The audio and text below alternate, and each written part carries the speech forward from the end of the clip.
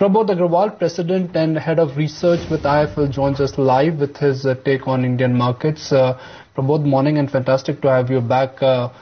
What's your take on the credit policy? 25, 50 or no change? Well, the inflation numbers are with us, and that both WPI and CPI are much higher than what RBI would be comfortable with. The inflation expectations are high. Yesterday we had the pre-policy document from the RBI, which clearly spells out the concern that the RBI has on this front. So we should be expecting tightening.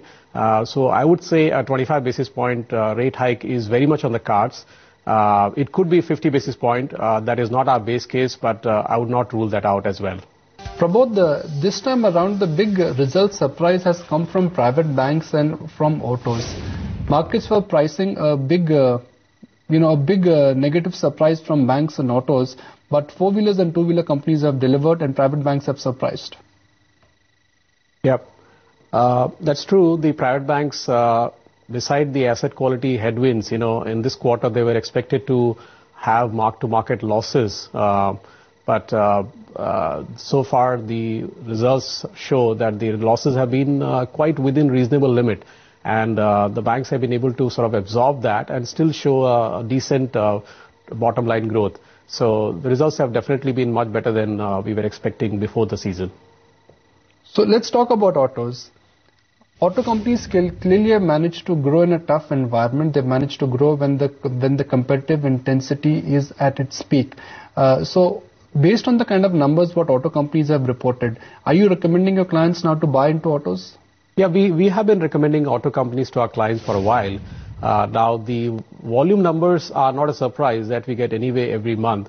But clearly the margins for companies like Hero and Bajaj and Maruti have surprised on the upside, because of a variety of reasons, because of a larger push on the rural side, because of, forex gains, because of cost-cutting measures. So the margins have definitely surprised on the upside. And we think, the second half of FY14 and FY15 will be much better than what we have seen the last 1 year. So definitely the two-wheeler companies and, companies like Maruti definitely look very promising at this stage. Prabodh, some of the FMCG earnings have been quite disappointing, and especially the big boys, the likes of Unilever, ITC, wherein the volumes have come in lower.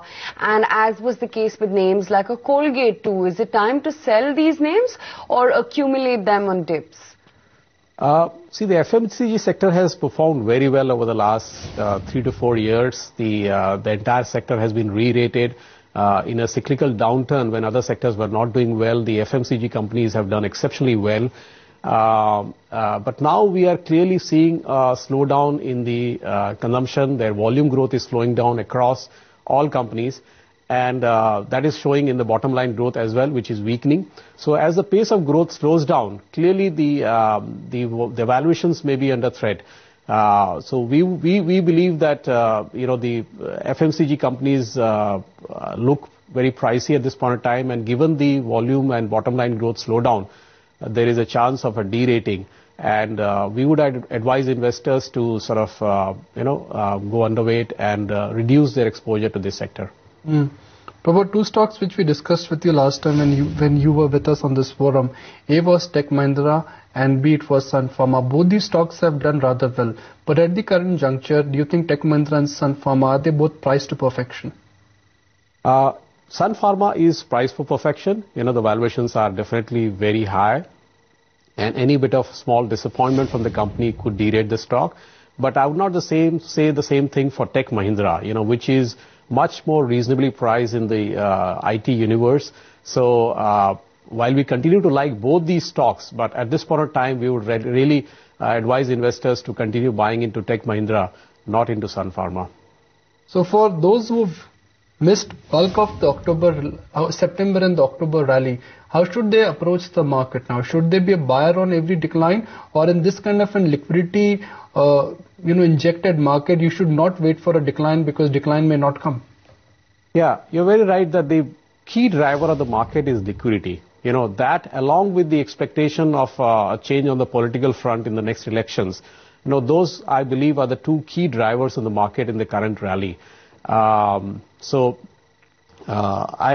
would think that that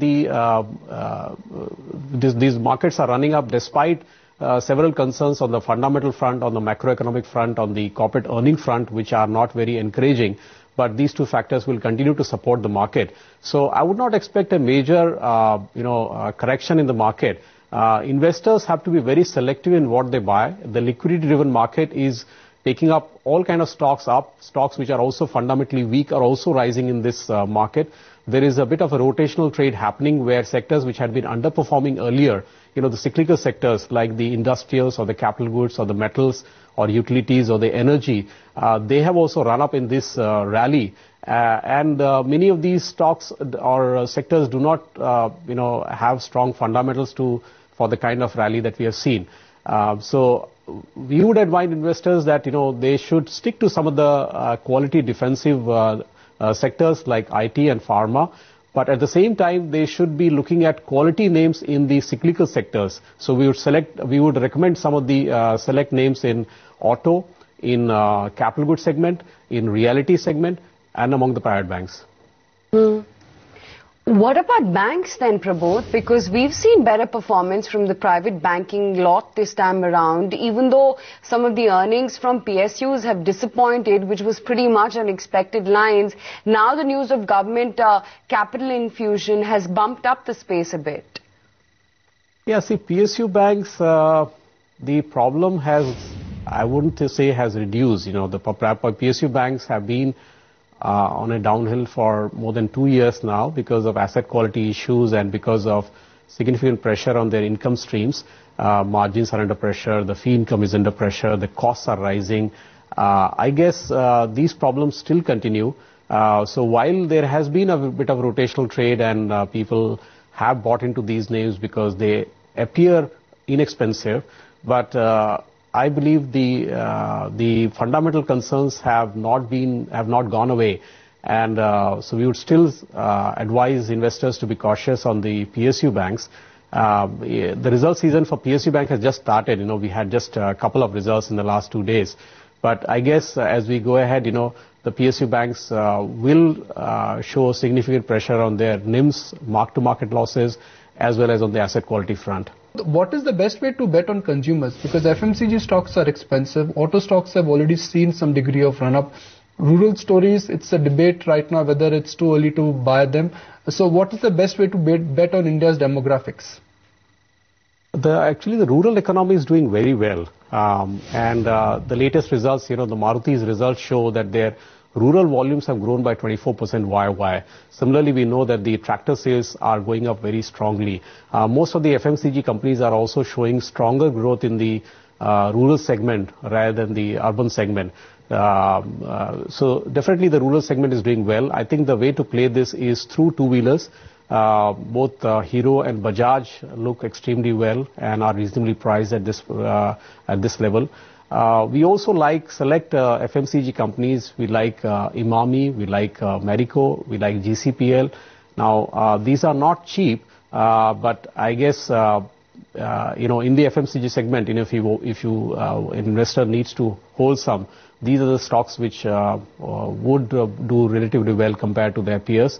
I guess the two-wheelers and the select FMCG, that would probably be the best way to play the rural segment. Of course, the private banks are also now getting very aggressive on the rural segment, but the contribution of rural there is not as apparent. So while they benefit from rural economy doing well, but the benefit is not so direct.